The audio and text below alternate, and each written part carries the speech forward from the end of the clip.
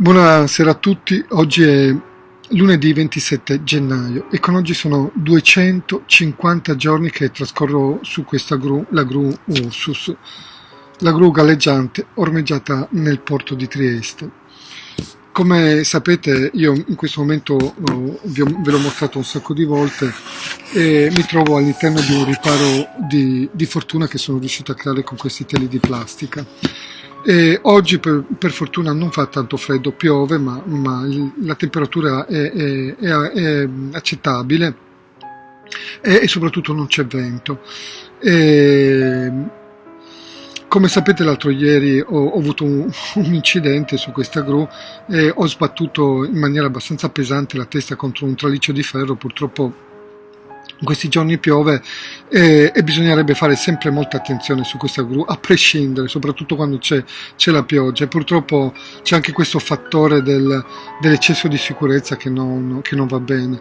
E quindi insomma ho messo male un piede, sono scivolato e ho sbattuto in maniera veramente pesante la testa e ho rischiato quasi di svenire.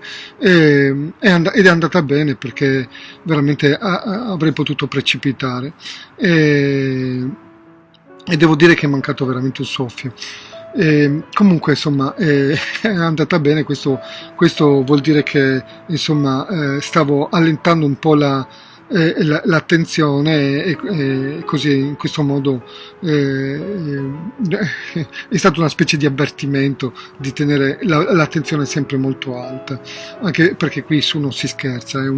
Fare un volo da 35-40 metri è indiscutibilmente letale. Comunque oggi vorrei leggervi una cosa. Questa cosa è indirizzata a un po' tutti, a tutte le brave persone di questa città, di questo paese, a prescindere dall'estrazione sociale e culturale. Insomma, credo che sia un messaggio che in questo giorno particolare, il 27 gennaio, che è il giorno della memoria, sia importante lanciarlo a tutti quanti. E vorrei leggervelo. Questo videomessaggio è rivolto a tutti quei giornalisti, artisti, intellettuali, capi religiosi e politici, ma soprattutto a tutte quelle brave persone che in questo nostro paese e in questa cosiddetta Europa dei popoli hanno ancora conservato quei 4 valori che ci rendono degni di far parte della razza umana. Vi prego di prestare molta attenzione a ciò che vi dico perché, come sappiamo, la storia si ripete sempre e i malvagi ci provano sempre. Cambiano abiti, sigle, bandierine e distintivi, ma si ripresentano sempre per imporre le loro regole primitive, disumane e disumanizzanti. La solita ricchezza e potere nelle mani di pochi a discapito dei molti. E le impongono sempre con la solita violenza, e la violenza sia essa fisica, verbale o psicologica, in qualunque modo si possa declinare e manifestare, rimane sempre violenza.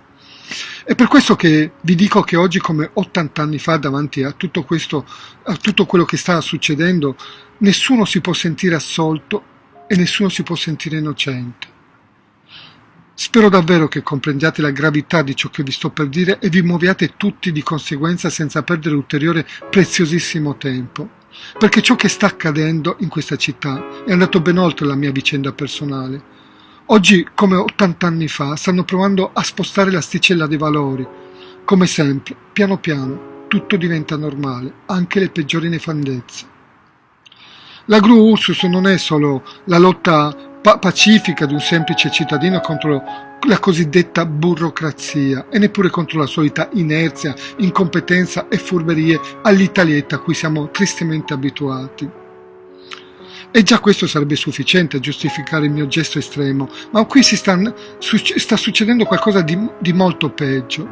La gru Ursus è la trasposizione plastica del fallimento di una classe politica, sindacale e istituzionale in totale decadenza etica, morale e culturale e umana, che ci sta trascinando tutti verso un baratro senza fine, sempre più soggiocati da una deriva violenta d'estrema destra, l'estrema destra finanziaria, che sta usando contro i cittadini una violenza psicologica da far tremare i polsi. Mi chiamo Marcello Di Finizio e come molti sapranno sono stato un piccolo imprenditore. Avevo una bellissima, sana e produttiva impresa. Un'impresa che produceva lavoro e reddito per me e altri 15 dipendenti. L'avevo chiamata La Voce della Luna, in omaggio a Federico Fellini, un grande maestro del cinema italiano, un sognatore e un grande visionario, un antifascista. Un grande uomo che attraverso la sua arte ha saputo così ben raccontarci. Lo ha fatto con sarcasmo, ironia e grande poesia. La Voce della Luna, da quella catapecca che io rilevai nel 2000, divenne un vero gioiellino. Era come un vero diamante incastonato tra gli scogli del lungomare di Trieste. Il brutto natroccolo si era trasformato in un bellissimo cigno. La mia era un'impresa di bar-ristorazione. Era il mio sogno, un sogno diventato realtà. Un sogno concreto fatto di passioni vere, non solo per la cucina e per il bere bene, ma anche per tutte le forme di arte e di creatività che alla Voce della Luna trovavano il modo di esprimersi. Bellezza e cultura a basso costo, a disposizione di tutti. Purtroppo quel bellissimo cigno faceva gola a qualcuno di molto potente, con un escamotage. Approfittando di una direttiva europea, la Bolkestein, le istituzioni politiche di questa città hanno paralizzato la mia impresa per anni, mi hanno economicamente impoverito e messo letteralmente in ginocchio e alla fine mi hanno tolto la concessione per metterla nelle mani di una multinazionale che la voleva a tutti i costi.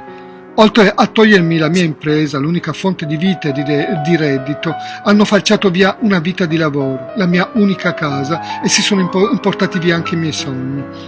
Questa multinazionale, la Pacorini Group e Paolo Fontanotte, il pane quotidiano, non hanno avuto neppure bisogno di partecipare a un bando di gara e gli hanno fatto pure un lauto sconto sui canoni demaniali, mentre a me li avevano quintuplicati. Questo proprio per aiutarmi a morire prima. Alla faccia della Bolkestein, alla faccia della distribuzione equa della ricchezza, alla faccia dei bandi di gara e alla faccia dell'Europa dei popoli. Alla fine si è scoperto che la Bolkestein era solo il dito dove politici nazionali e locali si nascondevano. L'unica verità è che la torta delle concessioni demaniali faceva gola a molta gente potente. Purtroppo, come abbiamo visto, questo modo di operare in Italia lo stanno applicando in tutti i settori. Bisognava e bisogna togliere ai più piccoli, distruggere le piccole e medie imprese italiane per mettere nelle mani dei più grossi, affinché diventino sempre più ricchi e sempre più grossi. Proprio come voleva e vuole l'estrema destra finanziaria di cui fa parte il nostro sindaco, il sindaco di Trieste, Roberto Di Piazza. Come ho già detto, ma è importante ripeterlo, vogliono togliere ai più piccoli per dare ai più grossi, spostare un'enorme ricchezza e potere nelle mani di pochi a discapito dei molti. La Voce della Luna, la mia impresa, è un esempio emblematico di questo progetto di distruzione di massa della classe media italiana. Bolkestein, Fiscal Compact, Spread, MES, eccetera, sono solo delle armi, le nuove armi di distruzione di massa, in assoluto le più potenti, feroci e vigliacche. Questa è una guerra vera delle elite finanziarie, banche, mafie, multinazionali, COP e i soliti amici degli amici, contro noi semplici, pacifici e inermi cittadini. Io oggi vivo per protesta a circa 35 metri d'altezza su una vecchia gru arrugginita, ancorata nel porto franco internazionale di Trieste. Sì, è incredibile, ma questo sta succedendo davvero e proprio a Trieste, nella città dove c'è stato uno dei campi di sterminio più feroci d'Europa. Io sono solo la punta dell'iceberg, una delle tante troppe vittime di questo decadente sistema, solo che io non abbasso la testa, non mi rassegno e non mi suicidio come vorrebbe questo sistema malato e i sostenitori di questo sindaco di Trieste. Io penso che lamentarsi, imprecare a testa bassa, rassegnarsi o suicidarsi non serve. E non serve neppure la violenza, rispondere con la violenza alla loro violenza non serve. L'unica cosa che serve è alzare la testa e combattere questo sistema in tutti i modi e vivere e morire con coraggio e dignità. Questa è la mia resilienza alla loro barbara e disumana sottocultura. Tutto questo non deve passare per normale, né per me né per altri. Se faremo diventare normale questo, Dio solo sa cosa riusciranno ancora a normalizzare. Per un caso strano della vita, io oggi, come mio nonno 80 anni fa, sto combattendo duramente e pacificamente contro dei titani del male assoluto. E miracolosamente sopravvivo, ancora. Non so quanto potrò resistere, ma combatterò fino al mio ultimo respiro, questo è certo, anche a costo di farmi ammazzare. 80 anni fa mio nonno si oppose con fermezza al nazifascismo e fu deportato in un campo di concentramento, uno dei pochi sopravvissuti, mio nonno. La mia famiglia durante l'ultima guerra aiutò a nascondersi e a fuggire partigiani, oppositori del regime e ebrei. Mi domando che fine abbiano fatto i figli e i nipoti di quella gente. Mi domando se si rendono conto di quello che sta succedendo in questa città, in questo paese e in questa Europa. Chi salva una vita, salva il mondo intero. Così fu scritto. Già, ma anche questo è diventato uno slogan per far presa sui semplici. Eppure mio nonno di vite ne aveva salvate davvero. Oggi, nel 2020, nella città di uno dei campi di sterminio più feroci d'Europa, sta succedendo qualcosa di surreale e agghiacciante.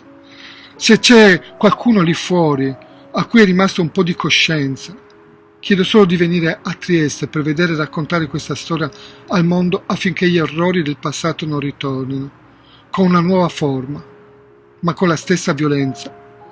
È per il momento solo psicologica, ma è già terrificante. Muovetevi, vi prego, non c'è più molto tempo, qui è molto pericoloso e comincia a fare molto freddo. Venite a Trieste a testimoniare e a raccontare questa storia. Non commettiamo gli errori e gli orrori del passato.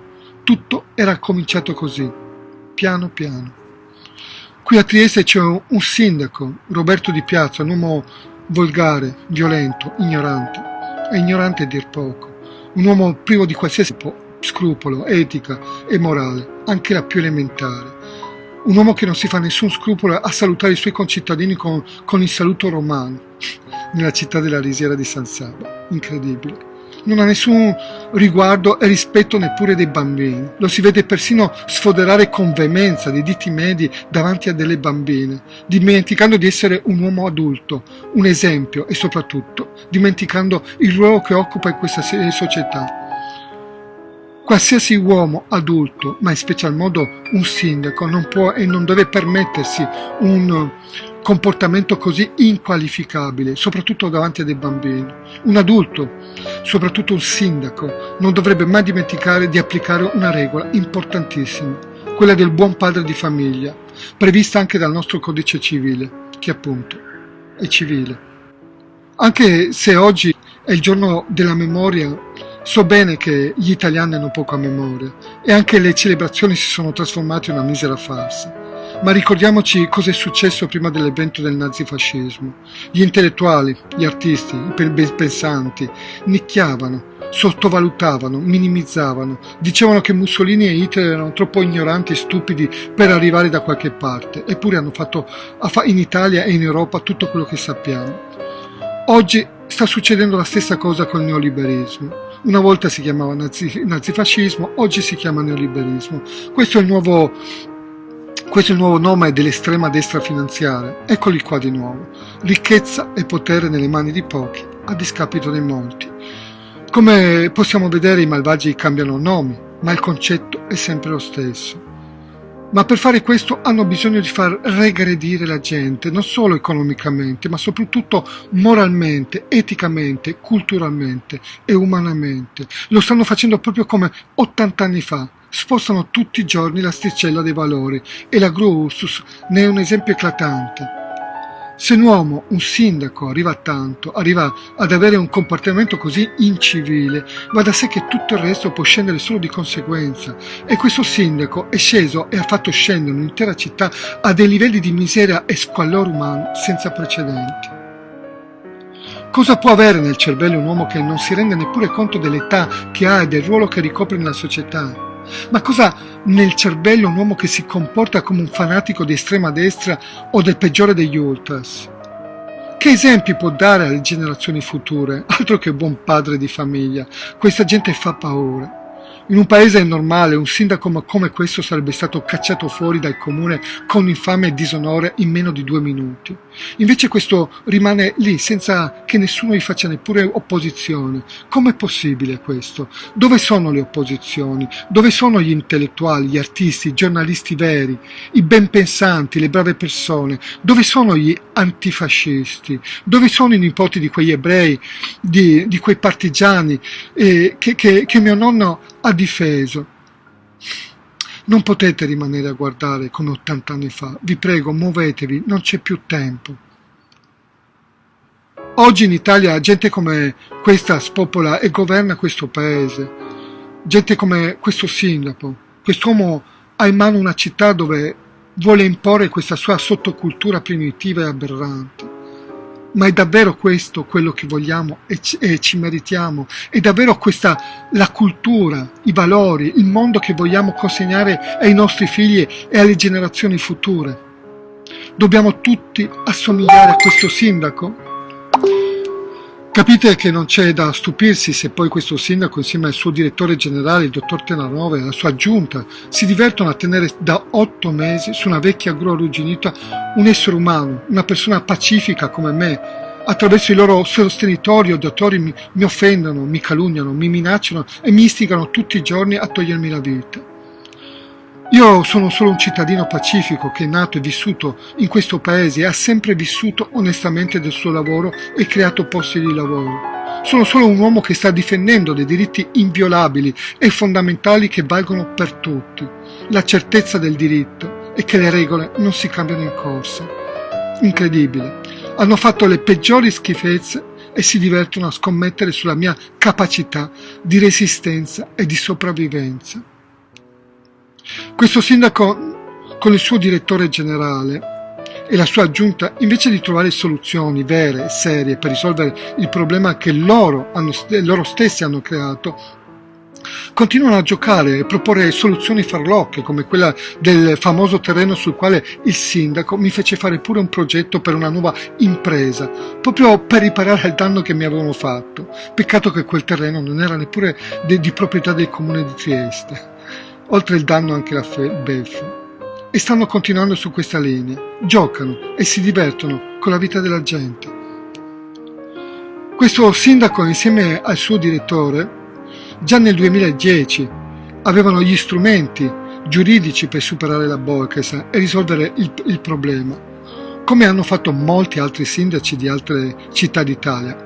Ma non il sindaco di piazza. Lui ha preferito paralizzarmi e nascondersi dietro la sua rete di comunicazione creata ad hoc, la solita vecchia e cara propaganda stile regime, fatta di finte TV, finti giornali, finti giornalisti, pagine, gruppi Facebook. Oggi si utilizza la rete, ovviamente. TV come Tele4, Il Piccolo di Trieste, Trieste Prima, Tesson de Trieste Se, Trieste Caffè. Totalmente legati alla linea politica neoliberista di questo sindaco. Potremmo dire che sono delle sue creature. Pagine e gruppi che pullano di fake, troll, gatekeeper, odiatori, una volta si chiamavano squadristi, e utili idioti di ogni genere che utilizzano, insultano, calunniano, minacciano e appunto istigano persino al suicidio, come abbiamo visto con Tele4. Insomma, la storia di sempre, solo aggiornata oggi, versione potremmo dire 3.0. Vi prego, se volete fare qualcosa per me, per voi, per i vostri figli, affinché questa nuova oligarchia di estrema destra non prenda il sopravvento, fate girare questo video il più possibile. Fermate questo sindaco e i suoi odiatori squadristi con tutti i mezzi. Non c'è bisogno di usare la violenza basta e avanza. Siamo tutti stanchi della loro violenza. Fermate questo sindaco, anche per strada, e ditegli semplicemente: basta con la violenza, basta con la volgarità, basta con l'ignoranza. Vi chiedo solo questo.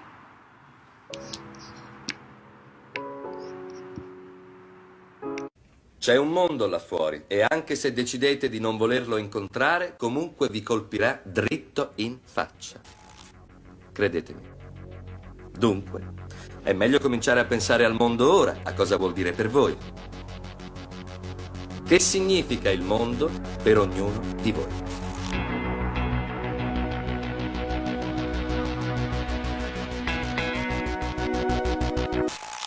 Questo sono io. Questo sono io. E queste sono 3 persone a cui darò il mio aiuto. Ma deve essere una cosa molto importante. Una cosa che non possono fare da sole. Perciò io la faccio per loro. E loro la fanno per altre 3 persone. Siamo a 9. Ne aggiungo 3 a ognuno. Fanno 27, perciò... Non sono forte in matematica, ma la cosa aumenta molto in fretta, capisci?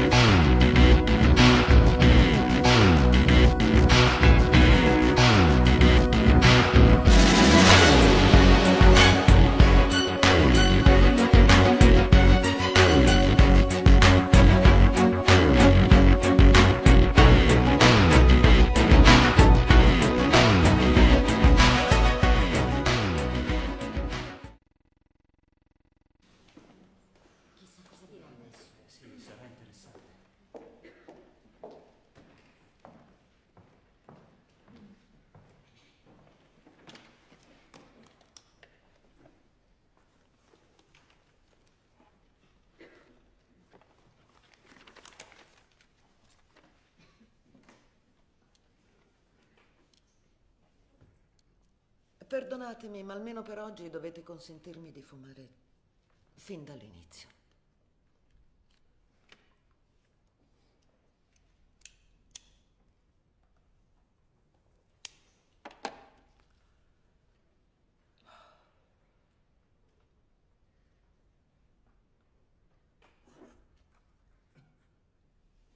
Quando il New Yorker mi assegnò l'incarico di recarmi al processo di Adolf Eichmann, ero convinta che un tribunale avesse solo un interesse: adempiere alle richieste di giustizia. Sapevo che non sarebbe stato un compito facile, perché la corte che processava Eichmann doveva confrontarsi con un crimine non riportato in altri codici di legge e con un criminale dalla natura sconosciuta in ogni corte prima del processo di Norimberga. Tuttavia, la corte doveva giudicare Eichmann come un uomo processato soltanto per le sue azioni. Nessun sistema era sotto processo, nessuna storia, nessun ismo. Non lo era neppure l'antisemitismo, ma soltanto una persona. Il problema con un criminale nazista come Eichmann fu che egli insistette a rinunciare alle sue caratteristiche personali, un po' come se non fosse rimasto più nessuno da poter condannare o da perdonare. Adolf Eichmann non faceva altro che protestare. Contrariamente alle accuse del procuratore, infatti, egli affermava di non aver mai potuto e voluto fare nulla di sua spontanea volontà. Di non aver avuto mai nessuna intenzione, non importa di che tipo fosse, buona o cattiva, poiché aveva solamente obbedito agli ordini. Questa tipica scusa nazista spiega molto chiaramente che il male più terribile al mondo è il male commesso dai cosiddetti signor nessuno. È un male che viene commesso da uomini senza moventi, senza convinzioni, senza alcuna crudeltà o senza menti diaboliche, perciò da esseri umani che si rifiutano principalmente di essere delle persone. È esattamente questo il fenomeno di cui ho scritto e che ho deciso di chiamare la banalità del male. Signor Arendt, credo che stia tralasciando la parte più importante della controversia. Lei ha affermato che sarebbero morti meno ebrei se i loro capi non avessero collaborato. Come saprete, tutta questa faccenda è emersa durante il processo e ho dovuto giustamente chiarire il ruolo di quei capi ebraici che parteciparono alle attività di Adolf Eichmann. Lei sta incolpando il popolo ebraico della propria distruzione. Non è vero, io non ho mai incolpato il popolo ebraico. Resistere per noi era impossibile. Ma oggi posso dire che esiste la possibilità che ci sia qualcosa tra la resistenza e la cooperazione. Ed è unicamente per via di questo motivo che ho dichiarato che forse qualcuno dei nostri capi ebraici si sarebbe potuto comportare diversamente. Trovo che sia profondamente importante riflettere su questi argomenti, perché il ruolo dei capi ebraici può essere estremamente utile a darci l'idea dello spaventoso e assoluto cedimento morale a cui i nazisti diedero vita nella rispettabile e tranquilla società europea. E questo non avvenne soltanto in Germania, ma anche in tutti gli altri paesi. E soprattutto non avvenne solo tra i persecutori, ma anche tra le vittime, purtroppo. Sì. Ha detto che le persecuzioni erano contro gli ebrei. Allora come mai ha descritto i reati di Adolf Eichmann come crimini contro l'umanità? Perché anche gli ebrei sono esseri umani. È questo lo status che i nazisti hanno cercato di negare. Un crimine perpetrato contro di loro è per definizione un crimine contro l'umanità.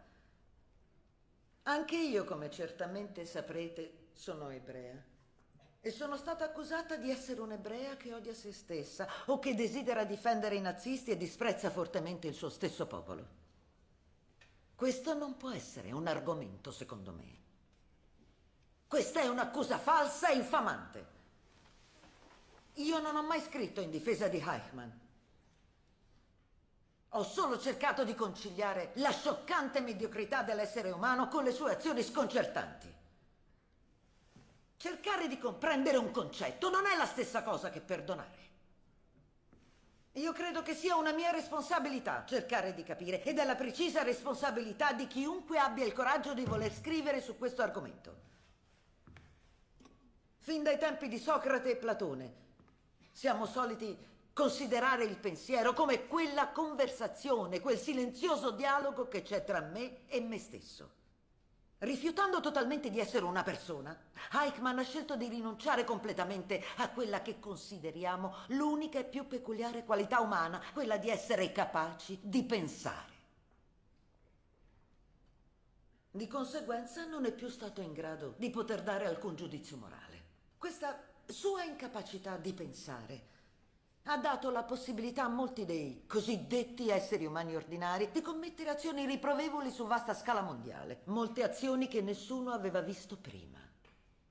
È vero, io ho voluto considerare questi argomenti solo da un punto di vista filosofico. Sapete, la manifestazione del lieve vento del pensiero non è assolutamente la conoscenza, ma l'attitudine a discernere il bene dal male, la bellezza del mondo dalle sue brutture.